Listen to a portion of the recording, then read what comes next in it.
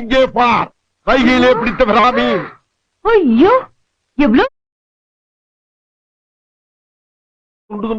நறுக்கி மசாலாவை அம்மியில அரைச்சு அப்படியே தூக்கி எண்ணெயில போட்டு பொரிச்சு நம்ம அம்மா வறுத்தா ஒரு 100 வீட்டுக்கு மணக்கும் பாரு.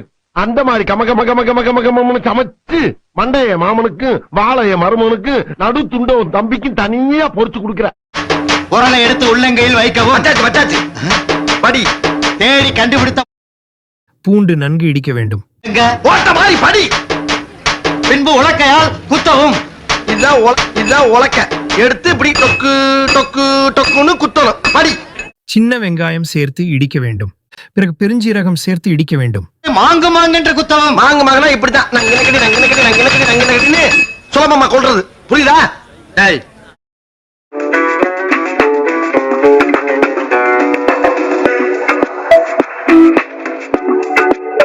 பிறகு அரைத்து வைத்த மசாலாவை எடுத்து அதனுடன் சிறிதளவு மஞ்சள் தூள் சேர்த்து காரத்திற்கு தேவையான அளவு தனி மிளகாய் தூள் சேர்த்து உப்பு சேர்த்து மசாலாவை கலக்கவும்.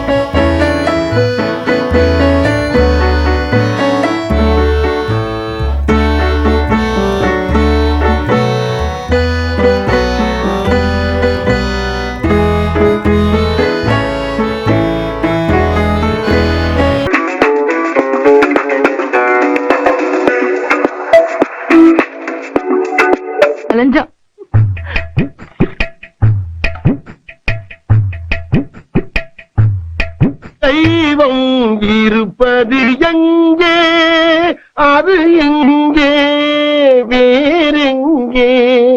அக்கா அக்கா சீக்கிரம் வாக்கா, சீக்கிரம் வந்து சோத்த போடு.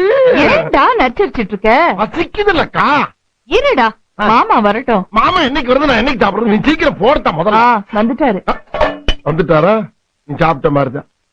ஒரு மனுஷன் காலையில எத்தனை மணிக்கு சாப்பிடுவான்? நான் 8 மணிக்கு சாப்பிடுவேன். நான் 12:30 மணிக்கு சாப்பிடுறேங்க. அப்ப மத்தியான சாப்பாடு 4:30 மணிக்கு. ராத்திரி விடிஞ்சிருங்க. தூக்கம். அட நீங்க வேற சாப்பிட்டு ஏப்ப விடுறோம்ல, அது சேவை கூப்பிடுறது ஒரே கோரசா இருக்குன்னா பாத்துங்களேன், அப்புறம் எப்படி தூக்குறது?